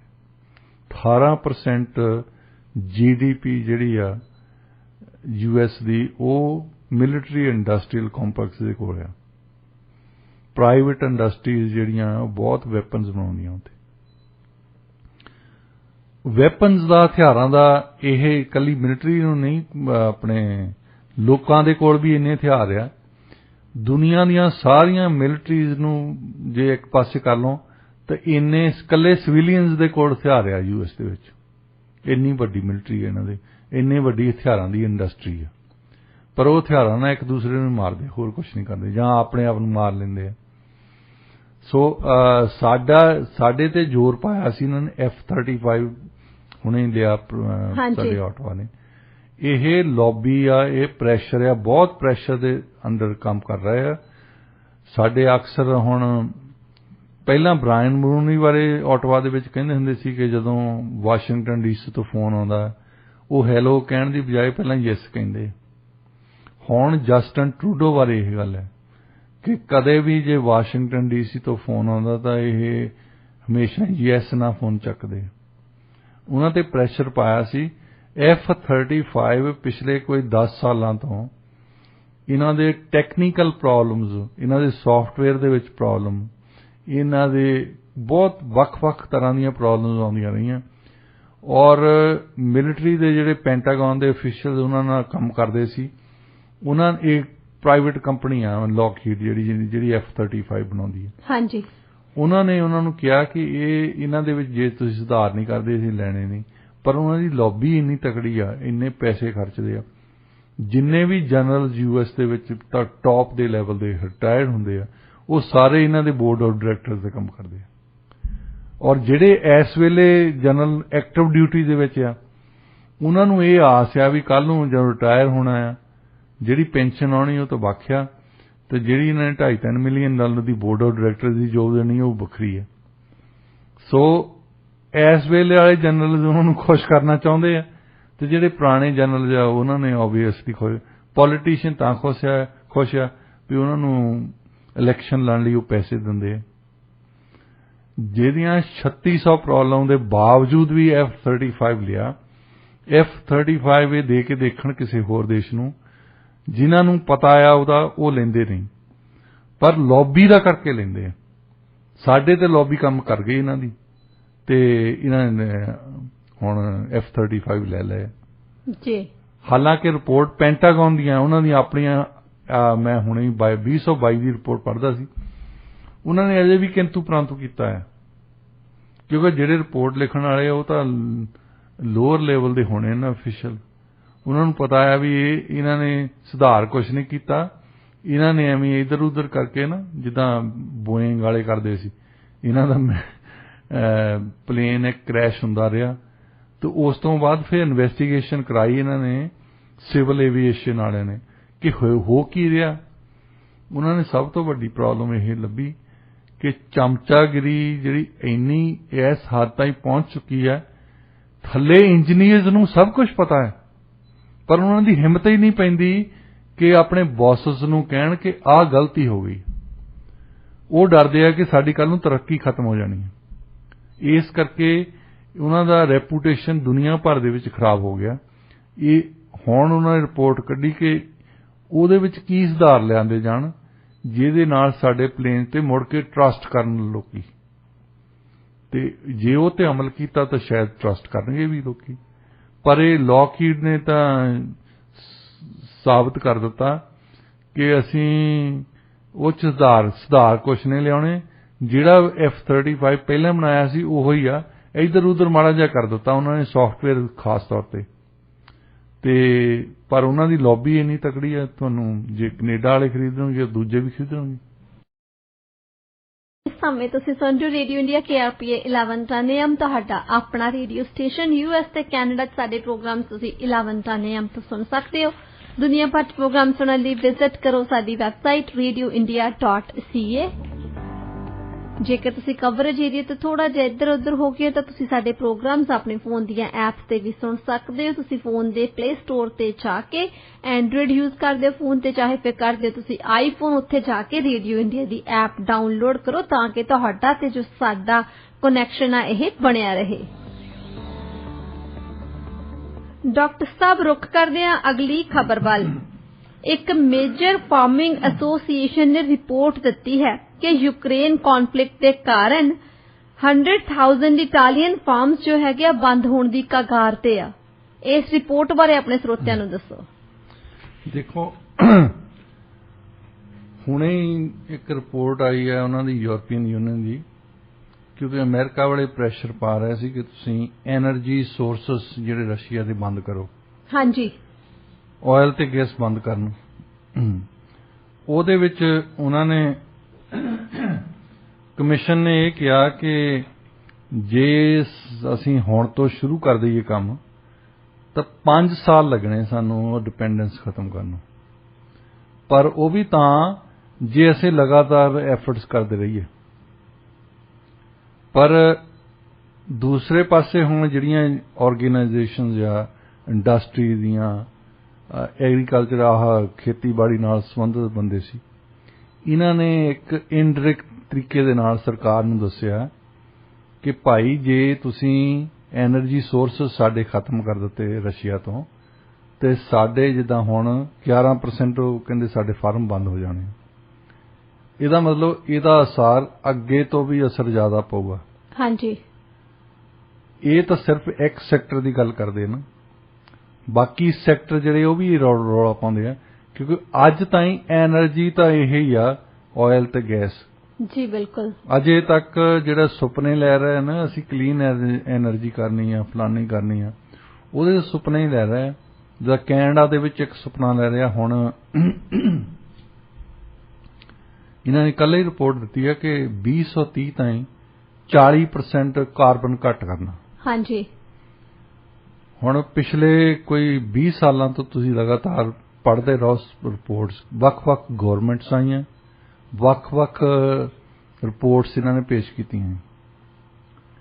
2005 ਤੋਂ ਲੈ ਕੇ ਅੱਜ ਤਾਈਂ ਇਹੀ ਕਹਿੰਦੇ ਆ ਰਹੇ ਆ ਕਿ ਅਸੀਂ ਫੋਸਲ ਫਿਊਲ ਖਤਮ ਕਰ ਦੇਣੇ, ਅਸੀਂ ਕਾਰਬਨ ਖਤਮ ਕਰ ਦੇਣੀ ਹੈ। ਪਿਛਲੇ 2005 ਤੋਂ 2022 ਤਾਈਂ 137% ਕਾਰਬਨ ਵਧੀ ਹੈ ਕੈਨੇਡਾ 'ਚ। ਇਹਦੇ ਬਾਵਜੂਦ ਕਿ ਇਹ ਅੰਤਰਰਾਸ਼ਟਰੀ ਤੌਰ ਤੇ ਸੰਧੀਆਂ ਕਰਕੇ ਆਏ ਜੀ, ਹਰ ਬਜਟ ਤੋਂ ਪਹਿਲਾਂ ਕਹਿੰਦੇ ਆ ਕਿ ਅਸੀਂ ਕਾਰਬਨ ਕਰਨ ਲੱਗੇ। ਹੁਣ 2030 ਇਸ ਕਰਕੇ ਰੱਖੀ ਹੈ ਕਿ ਜਸਟਨ ਟਰੂਡੋ ਨੇ ਡੇਟ ਹੀ ਇਦਾਂ ਪਾਤੀ ਕਿ ਉਹਨਾਂ ਨੂੰ ਪਤਾ ਕਿ ਪਹਿਲਾਂ ਮੈਂ ਇਦੋਂ ਰਿਟਾਇਰ ਹੋ ਜਾਣਾ, ਉਦੋਂ ਬਾਅਦ ਨਾ ਵੱਜੇ ਬਾਂਸ, ਕਹਿੰਦੇ ਨਾ ਰਹੇ ਬਾਂਸ ਨਾ ਵੱਜੇ ਬਾਂਸਰੀ ਜੀ, ਤੇ ਮੈਂ ਇੱਥੇ ਹੋਣਾ ਹੀ ਨਹੀਂ। ਪੁੱਛੀ ਜਾਇਓ ਬਾਅਦ ਦੇ ਵਿੱਚ ਲੋਕਾਂ ਨੂੰ, ਜਿਹੜਾ ਵੀ ਬੰਦਾ ਬਾਅਦ ਦੇ ਵਿੱਚ ਕੋਈ ਲੀਡਰ ਬਣੂਗਾ ਉਹ 2030 ਦੇ ਵਿੱਚ ਕਹੂਗਾ ਨਹੀਂ ਜੀ ਅਸੀਂ ਆਸਰਾਈਆਂ ਗਲਤ ਲਾ ਲਈਆਂ ਸੀ, ਉਹ ਯੂਕਰੇਨ ਲੜਾਈ ਨੇ ਸਾਡਾ ਇਹ ਲੰਮਾ ਕਰ ਦਿੱਤਾ ਕੰਮ, ਬਹਾਨਾ ਕੋਈ ਨਾ ਕੋਈ ਢੂੰਡਣਗੇ। ਹਾਂਜੀ, ਪਰ 2005 ਤੋਂ ਮਤਲਬ 17 ਸਾਲਾਂ ਦੇ ਵਿੱਚ ਤੁਸੀਂ ਇਹ ਕਹੋ 137% ਜ਼ਿਆਦਾ ਕਾਰਬਨ ਯੂਜ਼ ਕਰਦੇ ਹਾਂ ਅਸੀਂ, ਕੁਛ ਨਹੀਂ ਹੋਇਆ ਅਜੇ ਤਾਈਂ। ਹਾਂਜੀ, ਇਹ ਕਦੇ ਇਹ ਜੇ ਡੇਟ ਪਹਿਲਾਂ ਤਾਂ ਅਸੀਂ ਗੱਲ ਕੀਤੀ ਸੀ ਵੀ ਡੇਟ ਰੱਖਦੇ ਹੀ ਨਹੀਂ ਹੁੰਦੇ, ਹੁਣ ਜੇ ਡੇਟ ਰੱਖੀ ਆ ਤਾਂ ਦੇਖ ਲਓ 8 ਸਾਲਾਂ ਦੀ ਰੱਖ ਲਈ। ਹਾਂਜੀ, ਤਾਂ ਕਿ ਲੋਕਾਂ ਨੂੰ ਕੱਲ ਨੂੰ ਪਰਸੋਂ ਸਮਰ ਨੂੰ ਚੇਤਾ ਨਹੀਂ ਰਹਿਣਾ ਵੀ ਕਦੋਂ ਇਹਨਾਂ ਨੇ ਡੈਡਲਾਈਨ ਸੈੱਟ ਕੀਤੀ ਹੈ। ਇਹ ਵੱਡੀ ਗੱਲ ਹੈ। ਫਿਰ ਦੇਖੋ ਇਹ ਇਟਾਲੀਅਨ ਐਗਰੀਕਲਚਰ ਵਾਲਿਆਂ ਨੇ ਉਹਨਾਂ ਨੇ ਦੱਸਿਆ ਕਿ ਸਾਡੇ ਜਿਹੜੇ ਇੰਨੇ ਫਾਰਮਸ ਬੰਦ ਹੋ ਰਹੇ ਆ, ਇੱਕ ਸੈਕਟਰ ਦੀ ਗੱਲ ਹੈ ਉੱਥੇ, ਹਾਂਜੀ, ਦੂਸਰੇ ਸੈਕਟਰਸ ਵੀ ਇਹੀ ਰੋਂਦੇ ਆ। ਟਰਾਂਸਪੋਰਟ ਸੈਕਟਰ ਰੋਂਦਾ ਹੈ, ਇੰਡਸਟਰੀ ਵਾਲੇ ਰੋਂਦੇ ਆ ਕਿ ਜੇ ਤੁਸੀਂ ਆ ਸੈਂਕਸ਼ਨ ਲਾਈ ਜਾਂਦੇ ਆ, ਜੇ ਉਹਨਾਂ ਦੇ ਐਨਰਜੀ ਸੋਰਸਸ ਖਤਮ ਕਰਨੇ ਆ, ਇਹ ਤਾਂ ਵੱਡੀ ਗੱਲ ਆ ਹਾਲੇ ਕਿਉਂਕਿ ਅਪ੍ਰੈਲ ਆ ਗਿਆ। ਜੇ ਕਿਤੇ ਇਹ ਲੜਾਈ ਕਿਤੇ ਨਵੰਬਰ ਦਸੰਬਰ ਦੇ ਵਿੱਚ ਲੱਗ ਜਾਂਦੀ ਨਾ, ਜਦੋਂ ਕਿ ਹਾਲੇ ਬਹੁਤ ਜ਼ਿਆਦਾ ਟੈਂਪਰੇਚਰ ਲੋ ਹੁੰਦੇ ਆ, ਜਨਵਰੀ ਦੇ ਵਿੱਚ ਲੋ ਹੁੰਦੇ ਵਾ, ਤਾਂ ਉਦੋਂ ਗੈਸ ਦੀ ਲੋੜ ਬਹੁਤ ਜ਼ਿਆਦਾ ਹੁੰਦੀ ਹੈ ਜੀ। ਲੋਕਾਂ ਨੇ ਜਦੋਂ ਠਾਠਰ ਕਰਨਾ ਸੀ ਤੇ ਇੱਕਦਮ ਪ੍ਰਾਈਸਿਸ ਵੱਧ ਜਾਣੀਆਂ ਸੀ, ਉਦੋਂ ਪਤਾ ਲੱਗਣਾ ਸੀ ਯੂਰਪੀਅਨ ਲੀਡਰਸ ਨੂੰ ਸਾਰਿਆਂ ਨੂੰ ਕਿ ਅਗਲੀ ਵਾਰੀ ਇਲੈਕਸ਼ਨ ਤੋਂ ਅਲਵਿਦਾ ਹੀ ਕਹਿ ਦੋ ਚੰਗੀ ਗੱਲ ਹੈ। ਸੋ ਇਹਨਾਂ ਦੀ ਜਿਹੜੀ ਰਿਪੋਰਟ ਹੈ ਬਸ ਇੱਕ ਸੈਕਟਰ ਵੱਲੋਂ ਮਤਲਬ ਚੇਤਾਵਨੀ ਦਿੱਤੀ ਗਈ ਹੈ ਵੀ ਜੇ ਜੋ ਕੁਝ ਤੁਸੀਂ ਕਰ ਰਹੇ ਆ ਉਹਦਾ ਅਸਰ ਵੀ ਪੈਂਦਾ ਹੈ, ਉਹਦਾ ਅਸਰ ਡੋਮੈਸਟਿਕ ਵੀ ਪੈਂਦਾ ਹੈ। ਡਾਕਟਰ ਸਾਹਿਬ ਹੁਣ ਆਪਾਂ ਗੱਲ ਕਰਦੇ ਹਾਂ ਇੱਕ ਜਿਹੜੀ ਨਵੀਂ ਸਟੱਡੀ ਆਈ ਆ, ਉਹਦੇ ਵਿੱਚ ਇਹ ਕਿਹਾ ਗਿਆ ਕਿ ਜੋ ਵੀ ਅਸੀਂ ਖਾਂਦੇ ਆ ਇਹਦਾ ਸਾਡੇ ਜੀਨਸ ਤੇ ਪ੍ਰਭਾਵ ਪੈਂਦਾ। ਆਮ ਤੌਰ ਤੇ ਜਦੋਂ ਅਸੀਂ ਖਾਣਾ ਖਾਂਦੇ ਆ ਸਾਡੇ ਦਿਮਾਗ 'ਚ ਕੀ ਹੁੰਦਾ ਕਿ ਸਾਨੂੰ એનર્ਜੀ ਮਿਲਦੀ ਆ, ਜਾਂ ਫਿਰ ਕੈਲਰੀਜ਼ ਦੀ ਗੱਲ ਹੁੰਦੀ ਆ, ਜਾਂ ਫਿਰ ਇਹ ਕਹਿ ਲਓ ਕਿ ਇੱਕ ਜ਼ਰੂਰਤ ਹੁੰਦੀ ਆ। ਪਰ ਇਸ ਸਟੱਡੀ ਦੇ ਵਿੱਚ ਆਇਆ ਕਿ ਜੋ ਕੁਝ ਵੀ ਅਸੀਂ ਖਾਂਦੇ ਆ ਇਹਦੇ ਨਾਲ ਜਿਹੜੇ ਸਾਡੇ ਜੀਨਸ ਹੈਗੇ ਉਹਨਾਂ ਨੂੰ ਮੁੜ ਤੋਂ ਪ੍ਰੋਗਰਾਮ ਕੀਤਾ ਜਾ ਸਕਦਾ। ਇਹਦੇ ਬਾਰੇ ਆਪਣੇ ਸਰੋਤਿਆਂ ਨੂੰ ਡਿਟੇਲ ਵਿੱਚ ਦੱਸੋ। ਇੱਕ ਬਾਇਓ ਸਾਇੰਸਸ ਦਾ ਫੀਲਡ ਹੈ, ਨਵਾਂ ਥੋੜਾ ਜਿਹਾ ਰਿਲੇਟਿਵਲੀ ਨਵਾਂ ਫੀਲਡ ਹੈ, ਨਿਊਟਰੀਜੀਨੋਮਿਕਸ, ਜਿਹੜਾ ਇਹ ਸਟੱਡੀ ਕਰਦਾ ਹੈ ਕਿ ਸਾਡੇ ਫੂਡ ਦਾ, ਸਾਡੇ ਅਨਾਜ ਦਾ ਸਾਡੇ ਜੀਨਸ ਤੇ ਕੀ ਅਸਰ ਪੈਂਦਾ। ਉਹਨਾਂ ਨੇ ਪਹਿਲੀ ਸਟੱਡੀ ਜਿਹੜੀ ਕੀਤੀ ਹੈ ਉਹ ਕੀਤੀ ਹੈ ਬੀਜ ਤੇ, ਜਿਹੜੀਆਂ ਮਧੂ ਮੱਖੀਆਂ ਹੁੰਦੀਆਂ ਜਿਹੜੀਆਂ ਸ਼ਹਿਦ ਬਣਾਉਂਦੀਆਂ, ਹਾਂਜੀ, ਉਹਨਾਂ ਦੇ ਵਿੱਚ ਇਸ ਗੱਲ ਦਾ ਤਾਂ ਸਾਨੂੰ ਪੁਰਾਣਾ ਹੀ ਪਤਾ ਸੀ ਕਿ ਇੱਕ ਕੁਈਨ ਮਦਰ ਹੁੰਦੀ ਹੈ ਜਿਹੜੀ ਆਂਡੇ ਦਿੰਦੀ ਹੈ, ਤੇ ਬਾਕੀ ਦੀਆਂ ਮੱਖੀਆਂ ਜਿਹੜੀਆਂ ਕੰਮ ਕਰਦੀਆਂ ਸਾਰੀਆਂ ਉਹ ਲੈ ਕੇ ਆਉਂਦੀਆਂ ਨਾ ਫੁੱਲਾਂ ਤੇ ਬੈਠ ਕੇ ਉੱਥੋਂ ਚੂਸ ਕੇ ਤੇ ਬਣਾਉਂਦੀਆਂ ਨੇ ਸ਼ਹਿਦ। ਕਈ ਵਾਰੀ ਪੰਜਾਬੀ ਦਾ ਅੱਖਰ ਨਹੀਂ ਚੇਤਾ ਹੁੰਦਾ, ਹਨੀ ਕਹਿਣ ਲੱਗਾ ਸੀ। ਤੇ ਉਹ ਸ਼ਹਿਦ ਬਣਾਉਂਦੀਆਂ ਜਿਹੜੀਆਂ ਮੱਖੀਆਂ, ਉਹਨਾਂ ਨੇ ਸਟੱਡੀ ਕੀਤਾ ਕਿ ਇਹਨਾਂ ਦੇ ਜੀਨਸ ਜਿਹੜੇ ਆ ਉਹ ਆਮ ਮੱਖੀ ਦਾ ਤਾਂ ਜਿਹੜੀ ਕੁਈਨ ਮਦਰ ਆ ਉਹਨਾਂ ਦਾ ਬਰਾਬਰ ਹੀ ਆ, ਉਹੀ ਜੀਨਸ ਆ, ਉਹਨਾਂ ਦੇ ਜੀਨਸ ਦੇ ਵਿੱਚ ਕੋਈ ਫਰਕ ਨਹੀਂ। ਪਰ ਕੁਈਨ ਮਦਰ ਜਿਹੜੀ ਆ ਉਹ ਬਹੁਤ ਲੰਬਾ ਸਮਾਂ ਜੀਂਦੀ ਆ ਤੇ ਜਿਹੜੀਆਂ ਦੂਜੀਆਂ ਮੱਖੀਆਂ ਉਹ ਪਹਿਲਾਂ ਮਰ ਜਾਂਦੀਆਂ। ਵੀ ਇਹਦਾ ਮਤਲਬ ਕੀ ਆ? ਉਹ ਕਹਿੰਦੇ ਵੀ ਜੇ ਜੀਨ ਇੱਕੋ ਜਿਹਾ, ਅਸੀਂ ਕਹਿੰਦੇ ਕਿ ਉਹ ਫਲਾਣੇ ਦਾ ਜੀਨ ਚੰਗਾ ਆ, ਉਹ ਤਾਂ ਹੀ 104 ਸਾਲ ਦਾ ਹੋ ਗਿਆ, ਫਲਾਣੇ ਦਾ ਜੀਨ ਮਾੜਾ ਸੀ, ਇਹਨਾਂ ਦੇ ਬੁੜੇ 60 ਸਾਲਾਂ ਦੇ ਮਰ ਜਾਂਦੇ। ਸੋ ਹੈਰਾਨੀ ਦੀ ਗੱਲ ਉਹਨਾਂ ਦੀ ਇਹ ਸੀ ਕਿ ਕੁਈਨ ਮਦਰ ਕਿਉਂ ਜ਼ਿਆਦਾ ਚਿਰ ਜਿਉਂਦੀ ਆ। ਫਿਰ ਉਹਨਾਂ ਨੇ ਲਾਇਆ ਕਿ ਇਹ ਸਟੱਡੀ ਕੀਤੀ ਕਿ ਜਿਹੜੀਆਂ ਮੱਖੀਆਂ ਆ, ਦੂਸਰੀਆਂ ਮੱਖੀਆਂ, ਆਮ ਮੱਖੀਆਂ ਆ, ਉਹ ਜਾ ਕੇ ਨੈਕਟਰ ਪੀਂਦੀਆਂ ਆ ਦੂਸਰੇ ਦਾ ਫੁੱਲਾਂ ਤੋਂ, ਹਾਂਜੀ, ਤੇ ਪੋਲਨ ਖਾਂਦੀਆਂ। ਜਿਹੜਾ ਪੋਲਨ, ਸਾਨੂੰ ਤਾਂ ਪੋਲਨ ਬੁਰਾ ਲੱਗਦਾ ਕਿਉਂਕਿ ਅਸੀਂ ਛਿੱਕਾਂ ਮਾਰਦੇ ਹਾਂ, ਉਹ ਪੋਲਨ ਫੀਡ ਕਰਦੀਆਂ ਤੇ ਨੈਕਟਰ ਫੀਡ ਕਰਦੀਆਂ। ਤੇ ਜਿਹੜੀ ਕੁਈਨ ਮਦਰ ਆ ਉਹ ਰਾਇਲ ਜੈਲੀ ਜਿਹਨੂੰ ਕਹਿੰਦੇ ਆ ਉਹ ਖਾਂਦੀ ਆ।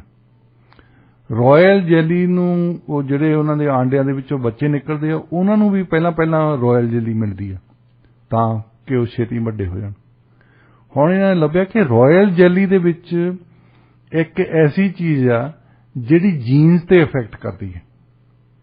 ਇਹ ਪਹਿਲੀ ਗੱਲ ਉਹਨਾਂ ਨੇ ਕੱਢੀ ਹੈ ਕਿ ਪਹਿਲੀ ਵਾਰ ਪਤਾ ਲੱਗਾ ਕਿ ਜੀਨਸ ਨੂੰ ਅਨਲੌਕ ਕਰਨ ਲਈ ਵੀ ਕੋਈ ਚੀਜ਼ ਹੈਗੀ ਹੈ। ਜੇ ਹੁਣ ਤੁਸੀਂ ਦੇਖਦੇ ਆ 5 ਦੁਨੀਆ ਦੇ ਵਿੱਚ UN ਵਾਲਿਆਂ ਨੇ ਡਿਕਲੇਅਰ ਕੀਤੇ ਆ ਬਲੂ ਜ਼ੋਨਸ,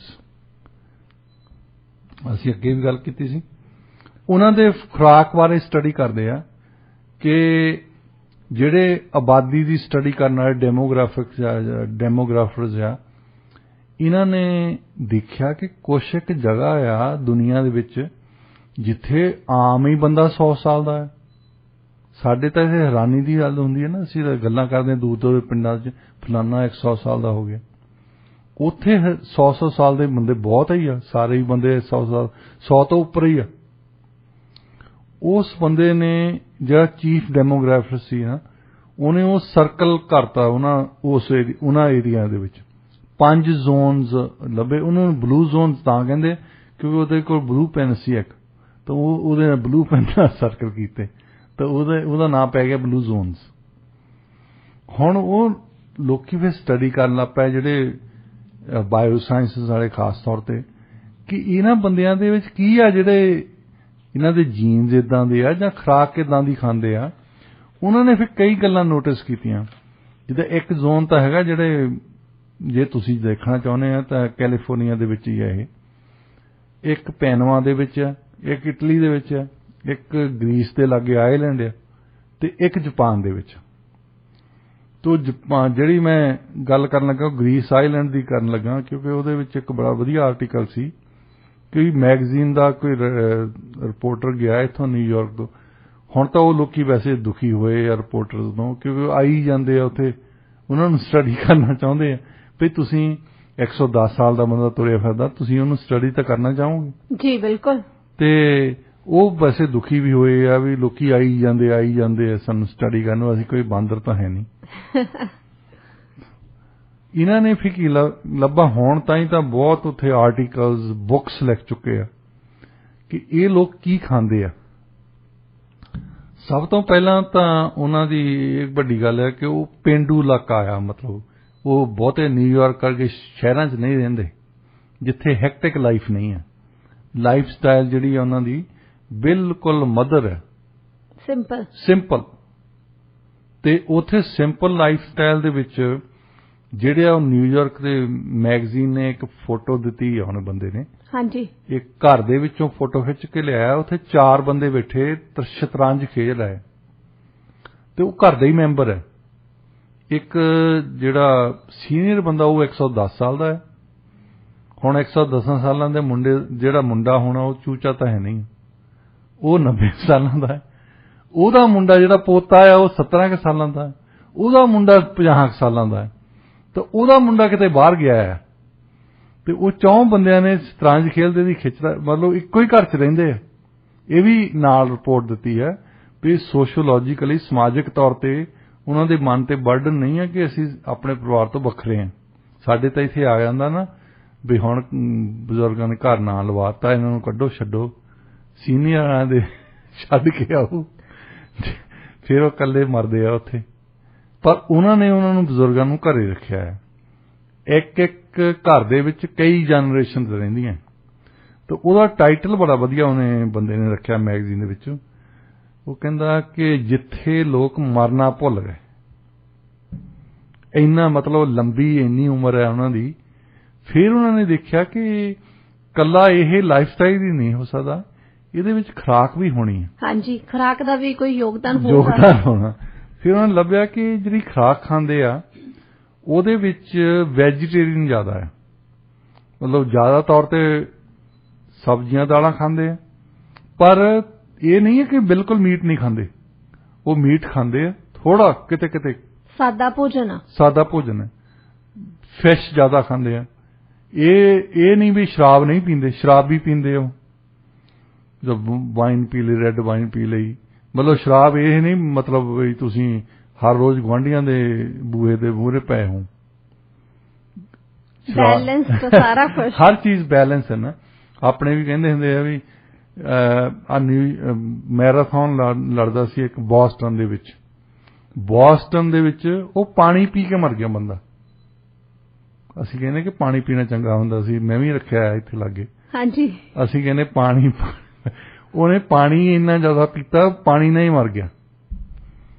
ਮੀਆਂ ਮੁਹੰਮਦ ਬਖਸ਼ ਲਿਖਦੇ ਕਿ ਬਹੁਤ ਹੀ ਖੁਸ਼ੀ ਹੈ ਗਮੀ ਬਰਾਬਰ, ਮਤਲਬ ਹਰ ਚੀਜ਼ ਬੈਲੈਂਸ 'ਚ ਰੱਖਣੀ ਚਾਹੀਦੀ ਹੈ। ਹਾਂਜੀ ਬਿਲਕੁਲ, ਕਿਸੇ ਚੀਜ਼ ਦੇ ਐਕਸਟ੍ਰੀਮ ਨਾ ਕਰੋ। ਏਦਾਂ ਨਾ ਹੋਵੇ ਵੀ ਜਿੱਦਾਂ ਹੁਣ ਬੰਦੇ ਦੁੱਧ ਲੈਣ ਜਾਂਦੇ ਸਾਡੇ ਇੱਥੇ, ਹੁਣ ਤਾਂ ਬਾਰਡਰ ਬੰਦ ਕੀਤਾ ਸੀ। ਹਾਂਜੀ, ਮੇਰਾ ਖਿਆਲ ਜੇ ਉੱਥੋਂ ਨਹਿਰ ਦੁੱਧ ਦੀ ਇੱਧਰ ਨੂੰ ਬਾਹਰ, ਲੋਕਾਂ ਨੇ ਪੰਜਾਬੀਆਂ ਨੇ ਇੱਥੇ ਨਿਊਟਨ 'ਚ ਬਾਲਟੀਆਂ ਲੈ ਕੇ ਖੜੇ ਹੋਣਾ। ਦੁੱਧ ਹੀ ਪੀ ਜਾਣਾ, ਘਿਓ ਲਿਆਉਣੇ ਆ, ਉਦੋਂ ਬਾਅਦ ਹਾਰਟ ਅਟੈਕ ਹੁੰਦੇ ਇਹਨਾਂ ਨੂੰ। ਇਹ ਪਹਿਲਾਂ ਹੀ ਇਹ ਬੈਲੈਂਸ ਰੱਖੋ, ਉਹਨਾਂ ਨੇ ਬੈਲੈਂਸ ਰੱਖੀ ਆ ਜਿਹੜੀ ਜੋ ਵੀ ਖੁਰਾਕ ਖਾਂਦੇ ਆ। ਸੋ ਵੈਜੀਟੇਬਲਸ ਜ਼ਿਆਦਾ ਖਾਂਦੇ, ਫਰੈਸ਼ ਖਾਂਦੇ ਆ। ਆਪਣੇ ਉਹਨਾਂ ਨੇ ਘਰ ਜਿਹੜਾ ਦਿਖਾਉਂਦੇ ਸੀ ਉਹਦੇ ਪਿੱਛੇ ਹੀ ਉਹਨੇ ਗਾਰਡਨ ਬਣਾਈ, ਉੱਥੇ ਉਗਾਉਂਦੇ ਆ, ਆਪ ਕੰਮ ਕਰਦੇ ਆ। ਫਿਰ ਉਹਨਾਂ ਨੇ ਜਿਹੜਾ ਇਹ ਗ੍ਰੀਕ ਆਈਲੈਂਡ ਸੀ ਉਹਦੇ ਤੇ ਉਹਨਾਂ ਦੀ ਆਪਣੀ ਖੁਰਾਕ ਆ, ਖੈਰ ਕੈਲੀਫੋਰਨੀਆ ਵਾਲਿਆਂ ਦੀ ਵੱਖਰੀ ਹੋਣੀ ਆ, ਦੂਜਿਆਂ ਦੀ ਵੱਖਰੀ ਹੋਣੀ ਆ। ਉਹ ਬੱਕਰੀ ਦਾ ਦੁੱਧ ਪੀਂਦੇ ਸੀ, ਉਹਦੀ ਚੀਜ਼ ਬਣਾਉਂਦੇ ਸੀ, ਬੱਕਰੀ ਦੇ ਦੁੱਧ ਦੀ ਚੀਜ਼ ਬਣਦੀ ਆ। ਤੇ ਫਿਰ ਉਹ ਸਾਰੇ ਬੰਦੇ ਜਿਹੜੇ ਆ ਉਹ ਕਹਿੰਦੇ ਕਿ ਅਸੀਂ ਤੁਰਦੇ ਆ, ਮਤਲਬ ਅੱਧਾ ਪੌਣਾ ਘੰਟਾ ਕੋਈ ਤੁਰ ਫਿਰ ਕੇ ਆਉਂਦੇ ਆ, ਉਹਨੇ ਐਕਸਰਸਾਈਜ਼ ਕਰਦੇ ਆ। ਅੱਛਾ, ਸਭ ਤੋਂ ਵੱਡੀ ਗੱਲ ਇਹ ਆ ਕਿ ਉਹਨਾਂ ਦੇ ਸਟ੍ਰੈਸ ਘਟਿਆ, ਤੁਰਦੇ ਆ, ਚੰਗਾ ਫੂਡ ਖਾਂਦੇ ਆ, ਕਿ ਉਹਨਾਂ ਨੂੰ ਨੀਂਦ ਵਧੀਆ ਆਉਂਦੀ ਆ। ਹੁਣ ਸਾਡੇ ਕੀ ਹੁੰਦਾ ਹੈ, ਨੌਜਵਾਨਾਂ ਨੂੰ ਤਾਂ ਨੀਂਦ ਆਉਂਦੀ ਹੈ ਬਹੁਤ, ਤਾਂ ਉਹਨਾਂ ਦਾ ਕੋਲ ਟਾਈਮ ਹੈ ਨਹੀਂ। ਹਾਂਜੀ, ਬਿਲਕੁਲ। ਜਦੋਂ ਅਸੀਂ ਪੜ੍ਹਦੇ ਹੁੰਦੇ ਸੀ, ਅਸੀਂ ਕਈ ਵਾਰੀ 8:30 ਵਾਲੀ ਕਲਾਸ ਲਈ ਹੁੰਦੀ ਸੀ, ਉਦੋਂ ਇੰਨੀ ਨੀਂਦ ਆਉਂਦੀ ਹੁੰਦੀ ਸੀ, ਸਵੇਰੇ ਨੀਂਦ ਆਉਂਦੀ ਬੜੀ ਸੋਹਣੀ ਆ, ਉੱਠਣ ਨੂੰ ਜੀ ਨਹੀਂ ਕਰਨਾ। ਕਲਾਸ ਅਸੀਂ ਬਹੁਤ ਵਾਰੀ ਇਸੇ ਕਰਕੇ ਮਿਸ ਕੀਤੀ ਵੀ ਉੱਠ ਹੀ ਨਹੀਂ ਹੋਇਆ। ਤੇ ਹੁਣ ਉਸ ਉਮਰ ਦੇ ਵਿੱਚ ਆ ਗਏ ਆ ਜਦੋਂ ਕਿ ਹੁਣ ਨੀਂਦ ਆਉਂਦੀ ਨਹੀਂ। ਹੁਣ ਤੁਹਾਡੇ ਕੋਲ ਸਮਾਂ ਹੁੰਦਾ, ਹੁਣ ਸਮਾਂ ਹੈਗਾ ਆ ਤੇ ਹੁਣ ਨੀਂਦ ਨਹੀਂ ਆਉਂਦੀ। ਇਹਨਾਂ ਬੰਦਿਆਂ ਨੂੰ ਜਿਹੜੀ ਵੀ ਉਮਰ ਦੇ ਵਿੱਚ ਮਰਜ਼ੀ ਆ, ਉਹਨਾਂ ਨੂੰ ਨੀਂਦ ਵਧੀਆ ਆਉਂਦੀ ਹੈ।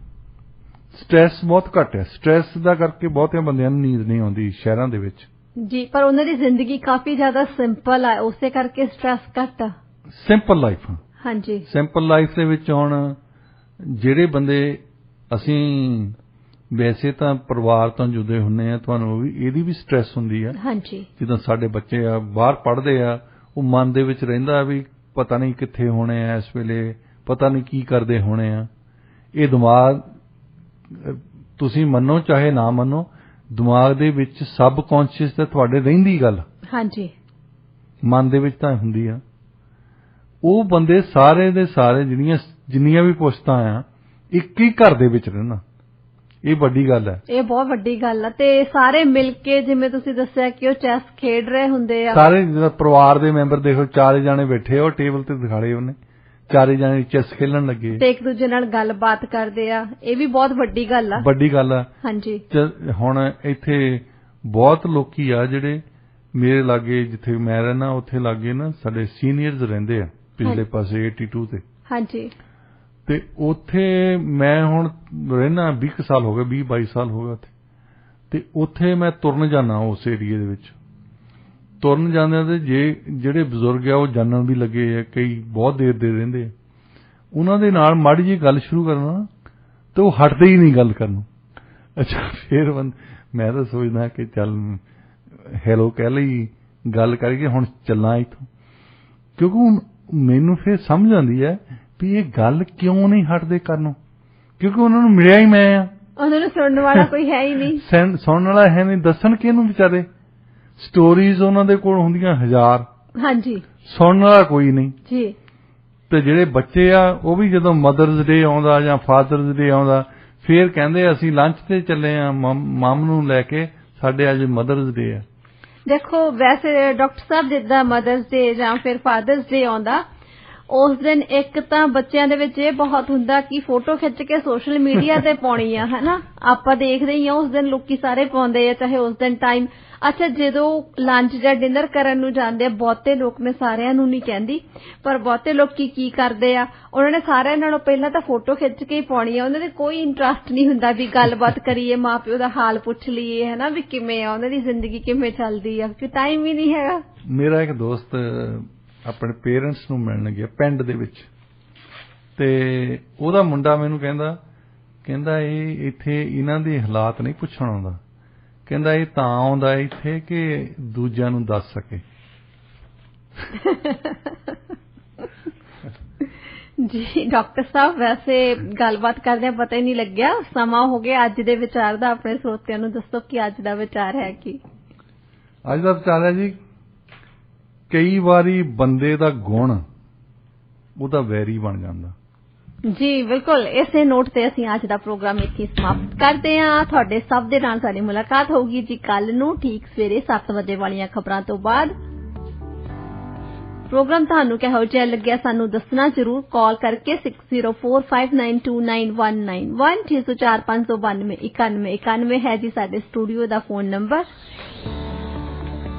ਤੁਸੀਂ ਸਾਨੂੰ ਸਾਡੇ ਸੋਸ਼ਲ ਮੀਡੀਆ ਹੈਂਡਲਸ ਤੇ ਮੈਸੇਜ ਵੀ ਕਰ ਸਕਦੇ ਹੋ। ਫੇਸਬੁੱਕ ਸਾਡਾ ਪੇਜ ਹੈ ਜੀ ਰੇਡੀਓ ਇੰਡੀਆ ਦੇ ਨਾਂ ਹੈ, ਟਵਿੱਟਰ ਹੈ @radioindia1110 ਤੇ ਇੰਸਟਾਗ੍ਰਾਮ ਹੈ ਰੇਡੀਓ ਇੰਡੀਆ 1110।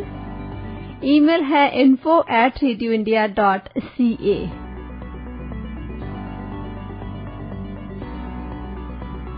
प्रोग्राम च साथ देने लिए बहुत बहुत शुक्रिया। Have a great day.